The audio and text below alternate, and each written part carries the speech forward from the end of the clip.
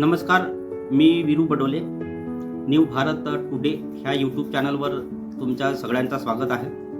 ज्यांनी कुणी YouTube channel जो सबस्क्राईब नाही केला, माझी कळकळीची विनंती आहे की त्यांनी माझा हा यूट्यूब चॅनल सबस्क्राईब करावा. माझ्याकडे एक फोटो आलेली आहे.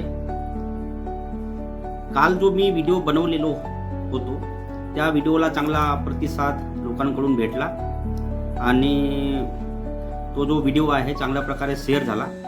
गौरेश बावनकर ह्या नावाचा जो व्यक्ती आहे त्यांनी एक बनावट खोटी फेक आय डी फेसबुकवर तयार करून, म्हणजे दिनेश ब्राह्मणकर या नावानं खोटी आय डी बनवून त्यांनी डॉक्टर बाबासाहेब आंबेडकर यांच्यावर टिप्पणी केली आहे.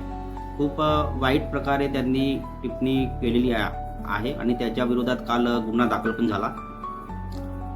तर आज सकाळी मला एक माहिती भेटली की गौरेश बावनकर यांना पक्षातून निलंबित केलेला आहे. हा जो लेटर पॅड आहे हा जिल्हा युनिटच्या माध्यमातून प्रसारित करण्यात आलेला आहे. सौ सीताताई रहांगडाले हे भाजपा गोंदिया जिल्हाचे अध्यक्ष आहेत. त्यांना पक्षातून निष्कासित केलं आणि त्यांच्यावर म्हणजे त्यांच्याकडे जे काही पदं होते त्या पदावरून पण त्यांना रिक्त करण्यात आला आहे. सीताताई रहांगडाले यांनी एक चांगल्या प्रकारे एक याच्यामध्ये एक लाईन नमूद केलेला आहे की भारतीय जनता पक्ष डॉक्टर बाबासाहेब आंबेडकर यांचे अपमान कधीही सहन करणार नाही. करिता प्राथमिक सदस्यत्व रद्द करून तातडीने सर्व पदावरून आणि जबाबदारीतून मुक्त करण्यात येत आहे. तर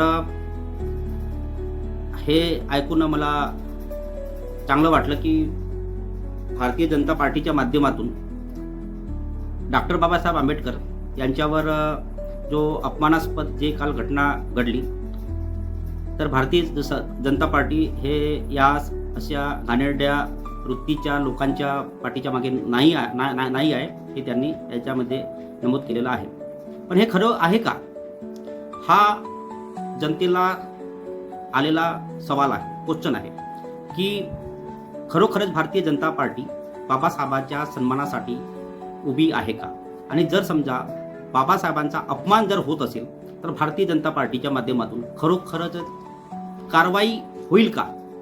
हा एक खूप मोठा क्वेश्चन मार्क आहे. कारण बयानबाजी जी आहे हे वेगळी आहे आणि फॅक्ट वेगळा असते. बयानबाजी करायला पैसा लागत नाही, बयानबाजी करायला काहीच लागत नाही. फक्त शब्द आपल्याला फक्त बोलावं लागते किंवा लिहावं लागते, ठीक आहे. पण फॅक्ट जे आहे खरोखर सत्य आहे का हे आपल्याला काही दिवसामध्ये कळणार आहे. कारण ज्या पद्धतीनं भारतीय जनता पार्टी गोंदिया जिल्ह्याच्या माध्यमातून, गोंदिया जिल्हा युनिटच्या माध्यमातून हा जो त्यांनी एक लिहून हे केलं आहे की भारतीय जनता पार्टी बाबासाहेबांचा अपमान कधीही सहन करणार नाही. तर आपल्याला बघायचं आहे की गौरेश बावनकर यांच्या विरोधात भारतीय जनता पार्टीची काय भूमिका आहे. कारण गौरेश बावनकर यांच्यासोबत चांगले कनेक्शन होते, मोठे कनेक्शन होते आणि गौरेश बावनकर जो आहे हा भारतीय जनता पार्टीचा मोठा कार्यकर्ता होता. तर खरोखरच जे भारतीय जनता पार्टी यांच्या विरोधात काही भूमिका घेईल का हा आपल्याला बघायचा आहे. माझा तर तसा विश्वास नाही आहे. तरी पण आपण बघूया की भारतीय जनता पार्टी गौरेश बावनकरच्या विरोधात काय भूमिका घेणार आहे, की गौरेश बावनकर यांच्या बाजूनं यांच्या पाठीशी कोण उभे आहेत ते पण आपल्याला माहिती होईल. काही वृत्तपत्राच्या माध्यमातून म्हणा किंवा सोशल मीडियाच्या माध्यमातून म्हणा, जे काही इन्फॉर्मेशन येईल ते मी तुम्हाला देण्याचा प्रयत्न करीन. पण